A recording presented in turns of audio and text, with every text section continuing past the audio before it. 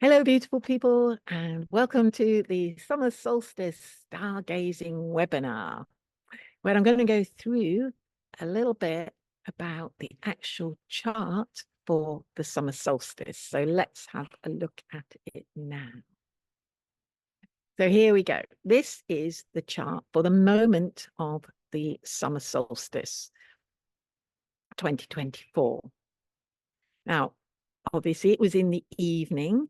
So the sun was just setting over here, setting below the western horizon. This is the horizon, the level of the earth. And so most things were actually below the horizon. In fact, only Venus and Mercury were just about to set, and the moon was the only thing that had just risen above the horizon, above the eastern horizon. Now, I don't have time to go through the whole chart, so I'm going to just look at three things in particular. The retrogrades that we've got coming up. I want to have a bit of a deep dive on Uranus in Taurus, and I want to have a little look at the house positions that we've got going on and one or two planets that really stand out. The summer solstice, if you think, we've got the summer solstice at the top and we've got the winter solstice down below, and then we have the equinoxes halfway round, and they tend to determine our seasons. Yeah, so we tend to think of the summer solstice as the start of summer, the autumn equinox is the start of autumn, the winter solstice is the start of winter, and the spring equinox is the start of spring. And they are what we call cardinal points. They initiate something, they start something. And because they're all 3 months apart, it's like the point of each one kicks off the next 3 months. And that's why I think it's really useful to look at the chart of the moment so that we can have an idea of what it is that we want to prepare ourselves for and what it is that we need to be focused on for the next 3 months. Because I believe that astrology is an amazing teaching tool. It's almost like the cosmic pattern of the planets is saying, this is what you need to learn. This is what you need to prepare for. Because for me, everything in the chart is a preparation for what is to come next. So that's what we're going to do. Now, one of the biggest things that we have coming up next are the retrogrades. So all planets except for the sun and moon go retrograde. And over the next, until the end of the year, we have everything except for the sun and moon and Venus going retrograde. Now, I don't know why it is, but this Mercury in retrograde has become very common parlance, if you like, in the media. I don't know why. They really hooked onto it. People know their sun sign and they'll have heard of Mercury retrograde and they'll be like, oh, my computer's broken down, must be Mercury retrograde. But every planet except for the sun and moon goes retrograde. And what they don't really go retrograde. They don't really go backwards. Retrograde just means going backwards. They don't really do that. But from our perception on Earth, because we are looking at them from a distance and we're looking at them going around the sun, sometimes it looks like they're going backwards to us. It's a bit hard to do it in 3D, but it's like they're going forward, forward, forward, forward, forward, and then backwards, backwards, backwards, backwards. But they're not really. They're just still going around in a circle, but they look like they're going forward, and then they look like they're going backward. So all planets have a retrograde motion as far as from our perspective on Earth. And most of them will go retrograde every year. Mercury goes retrograde about 3 times a year. And like people get a bit like, oh, retrograde, oh, it's going to be terrible, it's going to be awful. It doesn't really, it can be if you're not aware of why they're going retrograde and what it really means. So everything we've had, like, I don't know, I did a speaking tour over the winter, and I explained to people that we'd just come out of a retrograde period, the second half of last year, and that for the first half of this year, 2024, everything was going to go forward, and we were going to feel like, yay, we're off. We're off. We're on a roll. We're on a run. We're off. We're going. Until suddenly, dong, retrograde. We're going backwards again. And the first planet that went retrograde was Pluto, which went retrograde at the beginning of May. And then we have Saturn and Neptune will be going retrograde at the beginning of July. Mars goes retrograde in December. Mercury goes retrograde in August and December. And then Jupiter and Uranus go retrograde in the autumn as well. If you follow my daily tips, I'm going to give you a QR code later on that you can scan in order to follow my daily tips. Sorry. I will let you know when these are happening. So when the planets are going forward, we've got things happening to us, experiences happening. We're learning, we're coping, we're dealing with it, we're moving on, we're adjusting. We're like, oh, I need to do that bit differently. Okay, just get on, we're just getting on, yeah? When they suddenly stop and then they start going backwards, it's almost like, oh, hang on a minute, I've been here before. Why are we doing that again? Oh, no, not again. Okay, oh no, I thought we got past this, but we have to do this again. And the idea is that it's like, oh, hang on a minute, I have done this before. What did I learn? How did I do that last time? Could I do it better this time? So when we're in the retrograde, it's a period of reflection. It's an opportunity to learn, if we got it right, what was it I exactly did, so that I can remember that for the future. And if it didn't work out very well, what could I have done differently? How could I have done it differently? Because the similar energies are going to be impacting, and it might not create the same results in your external world, but they will have a similarity to the energy that you went through as it went forward. And then they get to the end of their retrograde phase and they go forward again, back over that same period. And now you're like, oh, I got it now. I understand now. Okay, so when the similar energies come up again, you're like, I know what to do this time. I know how to deal with that this time. And off you go.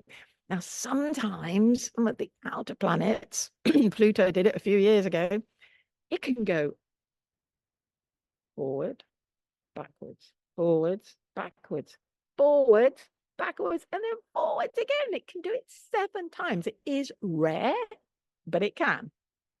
Usually it just goes back and then forward, and not more off.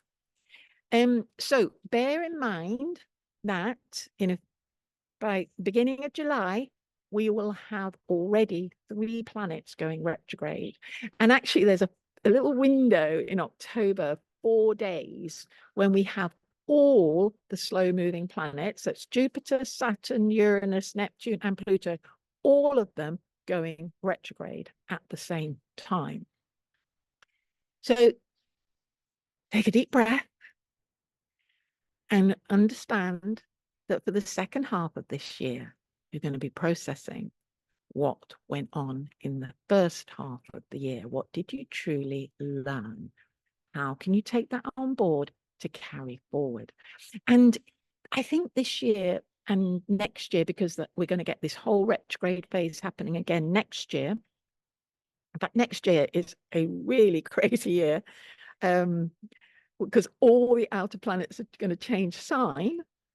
They're all going to move into the next sign. We're in a very unusual phase at the moment, where all the outer planets, Saturn, Neptune, Uranus, even Jupiter to some extent, and Pluto, are changing signs.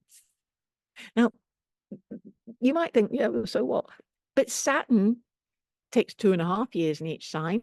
Neptune takes about 10 years in each sign.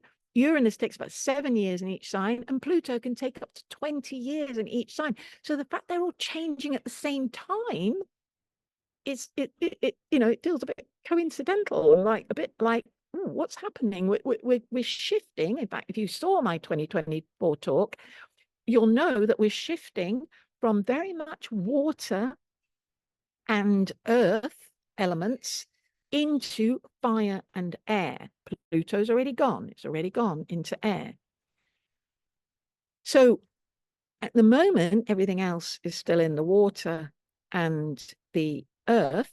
And in fact, Pluto in its retrograde is going to go back into the earth. That's going to happen from September to November this year. And it could well feel like, oh my God, not again. It's over the US elections. And we could really feel like, oh my God, I don't believe this. I don't believe we've gone backwards. I don't believe this is all happening again. And there could be a huge fear that is thrust at us, because the last time that Pluto was in Capricorn was when we had this virus. And we were, and the idea was that we had to be terrified of it, really frightened. And ever since then, there's been another fear, another fear, another fear, another fear. So this could be a really big one coming up in the autumn, but it'll be gone. It's just temporary. It's a retrograde. It's like, oh, hang on a minute. I got really frightened last time, and I took this action and that action. And then in the end, there was nothing to be afraid of. I realized there was nothing to be frightened of. So this time, when you feel like, oh, actually, I remember last time it wasn't actually anything to be afraid of. I'm not going to be afraid of that. And then come back. So just be aware. Autumn. And then next year, at the beginning of next year, everything is going to change sign. And it's going to be like, oh, like, what the hell? And then at the second half of the year, it all comes back to where it is now. And we go, whew, we might even go a bit sense of relief at that retrograde. Whew, thank goodness for that. We're back to normal. But 2026, that's it. We're off. Air and fire. This is so different to where we have been for the past, by then, almost 10 years. So different. Energy is going to be so different. And in fact, if you think about it, Pluto went into Capricorn in 2008. Neptune went into Pisces in 2012. And if you know anything about the Kali Yuga or the Mayan calendar, you'll know that particularly 2012 was a very significant start of something, and that that period was due to end 2026. So we're coming up to that now, and I've heard it a few times that these few years of 2023 to 2026 are like preparatory years. So we're in the middle of these 3 preparatory years. And that's why this retrograde is so important, because we are preparing ourselves for this huge shift that we're going to do into air and fire in 2026. And we're going to be moving in. If you think about New Earth, if you think about us evolving, this could be it. Very fast. Dung, dung. Earth and water is very slow energy. Very slow. Everything happens very slowly. You have to work to create something. Air and fire are fast. Like, think, dung, it's there. Our whole brains, I think, are going to change. We're going to be asked to look at things in a very different way. So the next thing I wanted to look at was this unaspected Uranus in Taurus. Now, honestly, I could talk about ad infinitum about this. It's it's unaspected, which means it's off on its own. It's doing its own thing. It doesn't really care about the rest of the chart. We're either going to be in this, playing this little complex situation out, or we're going to be off in Uranus doing something completely different. So Uranus is all about change. It's about new technology. It's about breaking through that mental barrier of our beliefs, exploring like the infinite knowledge and wisdom of the cosmos. In Taurus, it's very physical. It's an earth sign. It's about our body. It's about the earth. It's about our values, our sense of security and money. So there's going to expect some big changes in how it can be different for each of us. It may be one of us like big changes in our physicality. For somebody else, it could be big changes in their money. For others, they could like really reassess their values and change their values. So it can be different for all of us. Now, remember, I always do low vibe and high vibe, yeah? So low vibe, Uranus and Taurus is like an earthquake because you've got this solid physical earth, and then Uranus comes in and tries to break it, tries to change it. It's got like, without change, I've got to disrupt it. So at low vibe, it can feel very much like an earthquake, like a really nasty accident. Watch out. High vibe, Uranus wants to go beyond the constructs of our mind, of what we've been told. It wants to go beyond. It wants to explore the outer reaches of the cosmos. It wants to be able to access all that new information. And it wants to engage in technology, believe it or not. But because it's in an earth sign, it may be more technology that's involved in helping the planet or in helping our own bodies. You think about transhumanism, technology, physical body. In fact, I heard recently that the medical industry is no longer financed by the oil industry as the top thing, pharmaceuticals supply, oil industry supplies a pharmaceutical company with the raw ingredients to make pharmaceuticals. But apparently that balance of power has now changed, and it is now the technology industry that is supporting the pharmaceutical industry. As they're starting to use more technology in surgery, etc. And that's very Uranus in Taurus. And it's like, where is the balance point, where it's okay? It's a bit like, when we really got into genetic manipulation and there was all this fear that we were going to have designer babies and things, because if you're deaf and you can have an implant, a technological implant, so that you can now hear, well, you'd probably be pretty grateful for that. But if you got half of your body like replaced with robotics, so you are more robotic than human, yeah, well, it's like, maybe I'm not so happy about that. But where is the boundary for those? So, that's something we each have to think about and where we stand on, because it's happening.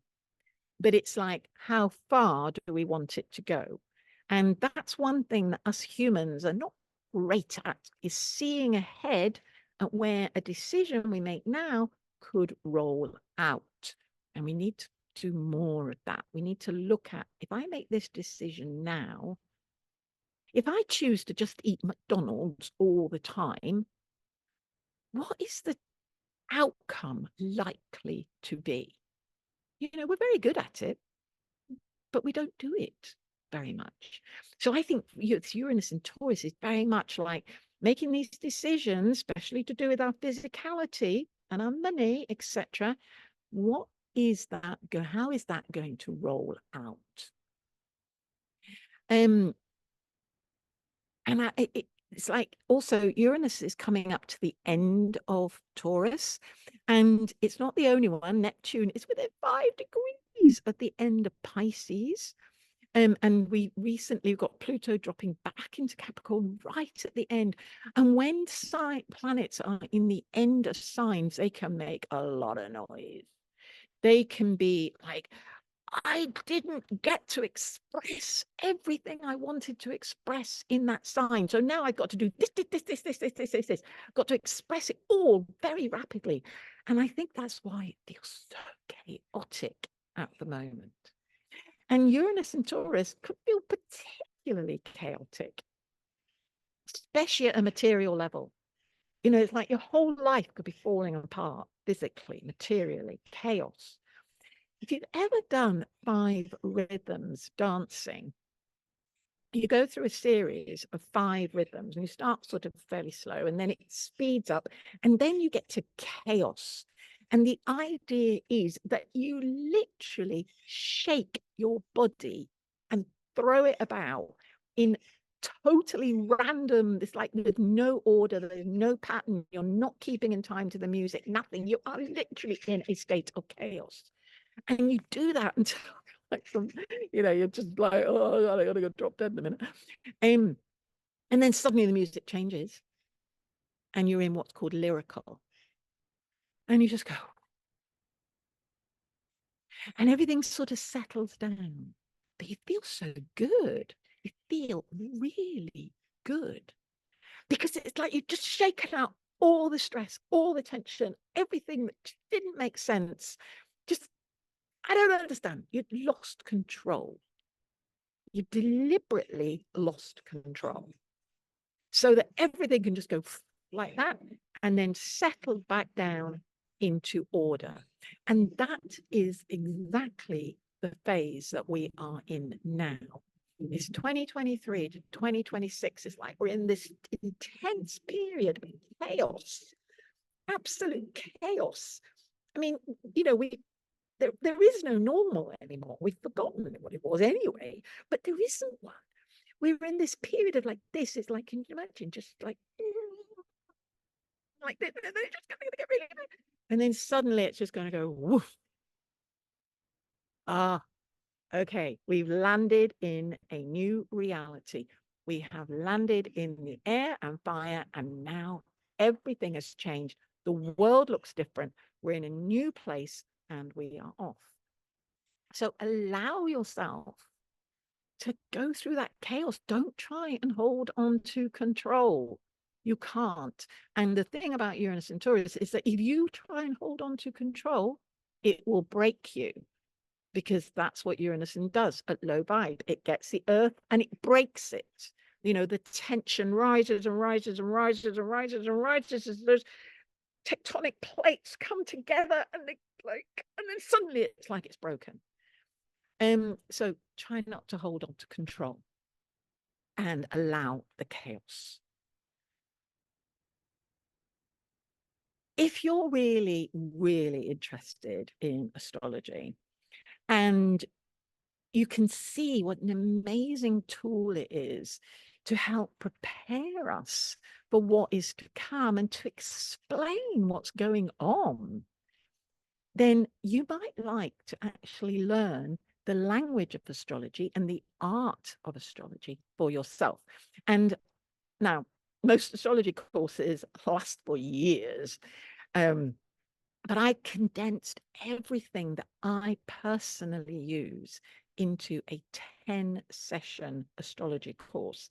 Now, obviously, you have to take responsibility for going and doing the practice, but all the information will be there for you. And also you get another bonus video showing you how to set up the chart, because I teach a very specific form of astrology, which was how I was taught by the Huber School, by Bruno and Louise Huber. And it's very much based on visual, on color, on embodying the subpersonalities, and very intuitive. And that's how I teach. I teach you to develop your intuition in terms of what you're seeing. I teach you to expand your knowledge and your wisdom. And I also obviously there's some things you have to learn, but I've done it in a way so that basically there are like 12 archetypes. And once you've learned those 12 archetypes, they relate to the signs, they relate to the planets, they relate to the houses, and to some extent they even relate to the aspects. So it's like these 12 archetypes that just keep repeating and repeating. So the next astrology course is going to be starting soon. And what I suggest to people is that they have a call with me first, so that we can see, answer your questions, see whether it's going to be suitable for you, whether it's going to be what you want, what you need, and whether you're going to have like the time and space to actually incorporate it. Obviously, we're all like overwhelmed at the moment with so many things. Very few of us have any free time. And so what I am doing with this course is you get a little bit of information. You've got some charts that you're working with, and you apply that information to the charts, and then you just live it in your ordinary everyday life. You just got one ear open. Oh, that reminds me of that astrology bit I just listened to. Oh, that reminds me of that. So you're learning experientially. And I've broken the course down. You actually get taught by the planets. There's 10 planets and there's 10 lessons. So each lesson, is taught by a planet. And each lesson has a particular skill or technique. And that skill or technique relates to whatever it is that planet does, its subpersonality, its job. So it's sort of like as a way of tying it all together. So as you're learning the skill, you're also understanding how that planetary energy works. And so I've broken it down. You've got 3 learning skills: the intuition, and this is done by Uranus Space Uploader. And then you've got like, what do you feel from something? And that's done by the Neptune's Dream Navigator. And then we have what do you actually know? What knowledge, what facts do you know about astrology that you can then put the whole chart together as a story? And this is the Pluto story performer. So now we're going to look at the third thing I wanted to look at, which is the cuspal planets. Now, the cusps, that's these lines, AC, 2, 3, these things around the outside. And they represent the areas of life that the planets, which are these symbols here, operate in. So the planets will sit in different places, always moving around the solar system. And so they're always changing places, they're always changing interactions with each other, which is what these colored lines are, the way they're communicating to each other. And as they move through the signs of the zodiac. And they take on the cloak, if you like, or the costume of that particular sign of the zodiac. So, for example, the sun is now moving into Cancer. So the sun is like our light, it's our essence, it's the core of who we are. And it was in Gemini, which is all about communication. So it had its communication coat on, it's had its microphone in its hand or whatever. And now it moves into Cancer, which is more about caring and nurturing. So now it's in the kitchen making cakes. So the signs are like the props that the planet takes on. And then the house is where it plays out in the environment. Now, I don't really have time to go through all of them, but you can see there's quite a few planets that sit on what we call a house cusp. These. Now, when they're on a house cusp, they're very out in the world. They're very visible. It's like their job is out in the world. So now the sun looks like it's on the DC, but actually it's not quite. It's a bit below. But this Venus Mercury is definitely on the DC. And if you watched my spring equinox webinar, you'll have heard me talk about the cave, where we can look at the chart as a cave. And this area is the entrance to the cave. And it's where people come and meet us and where we come out and meet others. So the first thing that people are meeting is this Venus Mercury. And the thing that we are going out into the world with is this Venus Mercury. Now, Mercury is about communication, and Venus is about everything that we love, and it's about our values. In Cancer, it's very caring and nurturing. So for me, what I see is like, a warm embrace and, a lovely smile, the face lit up.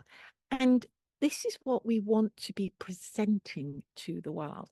The world is in such a stressed out state that anybody we meet who is calm and relaxed and attentive and caring, oh, we just go, oh, wow, amazing.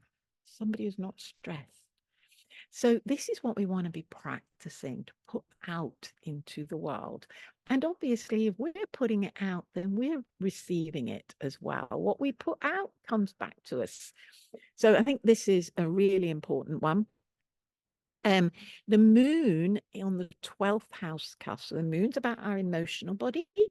The 12th house is the most back of the cave. Yeah. It can't get further backwards. It's that dark part at the back of the cave. There's usually got a puddle in it or something like that. And you need your flashlight to see. So it's very, very withdrawn, very private. And I usually say that if anybody has anything in the 12th house, then they need to be meditating. So our emotional body needs to withdraw. Really important.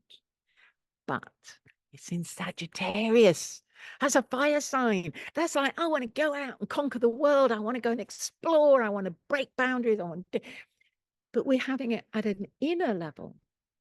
So for me, this is about that when we go into our meditation phase or when we're in our place, we need to be very proactive. And I find the easiest way to do that is to ask questions. There's a series of questions: who, what, when, where, why, how, which, and whether. So they're the W questions. And honestly, if you ask, what should I be doing now? Or who am I? Or where should I be going? You will get an answer. Remember that unaspected Uranus in Taurus. It's breaking through the constructs of our mind that is trying to think about it all. And instead of that, just think of the question and then put it out there and wait. The answer will come. Sometimes it's immediate. It doesn't even have like individual words. It's just an image or a phrase when you go, ah, yes. Okay, that's what I need to know. And off we go. So this, when we're doing our meditative inner practice, we want to be quite proactive, asking questions. What do I need to know? What do I have to do? Where do I need to be? Etc. And really get into that practice. Because when we go into that air and fire, woo, it's going to be so fast. We haven't got time to think. We're really going to be needing to operate at that level because we want the information. It's got to come fast. I mean, air and fire is so fast. And if we don't, we're going to get broken. Pluto on the second house. Second house is about our security, our sense of freedom, values. I don't know why I said. Well, it is freedom because it's an Aquarius. And Pluto is it's hard. It's the god of the underworld, Hades, at a low vibration. We could lose everything. You could literally find yourself standing on the street with nothing with Pluto on the second house cusp. I mean, that's really bad, or but at a high vibration, Pluto is all about aligning ourselves with the will of God. Okay, so that may have happened, but what is it I need to know? Where do I need to go? What do I need to do now? How do I need to change my values? How do I need to change my sense of security, etc.? Saturn on the third house, it's all about communication. Saturn tends to limit, low vibration. It's like, shut up, don't say anything, be quiet, just be quiet, don't say anything. Not worthy, you're not worthy to say anything. That's Saturn, very low vibe. High vibe, I have a message. I have a message, especially in Pisces, it'll be a spiritual message. I have a message that I need to give to the world. Saturn, help me. How can I give that message in the best possible way? Because Saturn's brilliant at planning and organizing. And all you need is that first little step. You know, that's what I did. I was like, I'm an astrologer. I'm not getting my stuff out into the world. How do I do that? Well, start with a little post every day. Oh, all right, then I can do that. And so I did. I started doing a little post every day. Just kept doing it, kept doing it. I only had one person following me that I knew of. But I thought, oh, I've got to do it for her. So I just kept doing it and kept doing it and kept doing it. And then gradually I started getting more people joining in and following. And then, you know, now I'm doing this. So just one little step at a time. Saturn's brilliant at planning. So I ended up going through all of those, didn't I? And one of the things that has really, really, really, really been coming to me for a while is this thing about being in the present moment. And that's very Uranus in Taurus as well. Because in the present moment, there is no past and there is no future. It's like, or everything that happened to us in our past is no longer affecting us. It's not affecting us in this present moment. In this present moment, I'm with my senses. I'm feeling the air, I'm feeling the warmth, I'm feeling the sun, I'm listening to the trees, I'm listening to the noises going on around me. I'm just present. There's no past, there is no fear, it just is. And we must practice being in the present moment. If we're in old thinking, then we are either in the past or we are in the future, and we are in a state of stress and worry. In the present moment, none of that exists. We're just here. Now, none of us can hold that, sometimes only for a split second, but it doesn't matter because it's almost like a recalibration. It's like, oh, come back, settled. Settle those stress hormones just for a moment. And it's in that moment that we are open to all possibilities that we can't actually think about. When we stop and say, what should I do now? You've got to stop the like this in order to ask that question. So in that moment, you're just being still. What do I need to know now? And it's like something will come, because then you're accessing that cauldron of endless possibilities. But if you put fear into it, then that is what will come out. You know, when we're constantly afraid, when we're constantly thinking about stuff, when we're constantly worrying about stuff, then that's what we're putting out into the world. And that is what we will see. Where we put our attention is where energy flows. And I don't know if you've ever come across Esther Hicks or Abraham or Law of Attraction. They're on YouTube, brilliant, tiny little short videos. They're really nice. But they talked about the 17-second rule. Well, I think they did. I never heard them talk about it, and we have 17 seconds to go from, I don't know what's going to happen, I feel really frightened and I'm not worried about this. We have 17 seconds to catch that and go, oh, hang on a minute. Ooh, let's come back into the present. Let's soothe all those stress hormones down and come back into a place of stillness and endless opportunities and different ways of looking at it, different options, creativity. You have to be in the present. If you can catch it within 17 seconds, it won't manifest. Now, it takes practice. You know, I've got a thing about shame. About 30% of the population have issues with shame. And, you know, when I get into shame, it's black, very, very black. And it used to take me weeks to come out of it. And then as I started to learn about this 17-second rule, came to 3 days, 2 days, 1 day. And now I'm like, whoa, I'm slipping into that black place of shame. Come back. No. Even if I don't truly feel that I shouldn't be shameful, don't go there. Just keep, no, I know I'm okay. I know I'm okay. I know I'm not a bad person. I'm a good person. I didn't do that deliberately. I didn't mean to cause offense or pain or whatever. Come back. Come back. Come back. What can I do now? What's the best thing for me to do now? Do I need to make amends? Is there anything I can do now? And then we're rippling out soothing energy. Remember, we're just all electromagnetic fields emitting electromagnetic radiation. Do we want it to be like this? Or do we want it to be peaceful and still and quiet? Because that is what we're emitting out into the environment. And we don't know how far it goes. So if we're in, like this,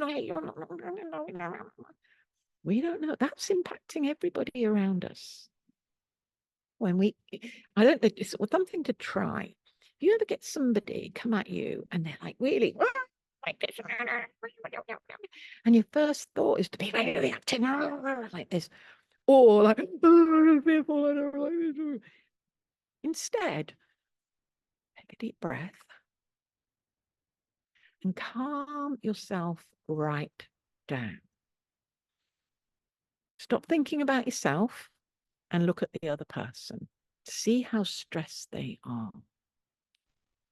Hold that space, calmness yourself, and you'll see their energy starting to come down. Because they can't maintain it if you're not matching it. So, what are you putting into your cauldron of possibilities? Fear or love?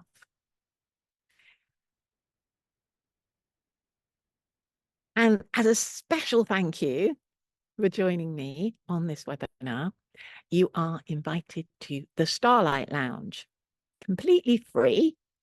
And it's the home for people who use or are interested in star wisdom astrology. So that's the way that I speak astrology. In order to guide their spiritual growth, you'll find a daily astrology tip. You'll meet other like-minded people. And also you'll get all my latest diary news, you know, if I'm on a speaking tour or whatever. And also, you know, when I'm doing more webinars. So in order to join the Starlight Lounge, it's completely free, remember, the WhatsApp group, by the way. Just point your phone at that code and it will take you there and you are in. So I want to say thank you so much for watching this webinar.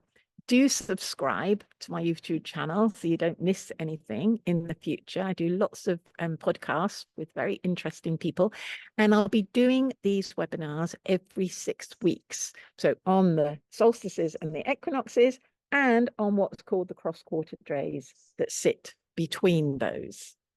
Solstice blessings, and I'll see you for Lamas, which is around the beginning of August.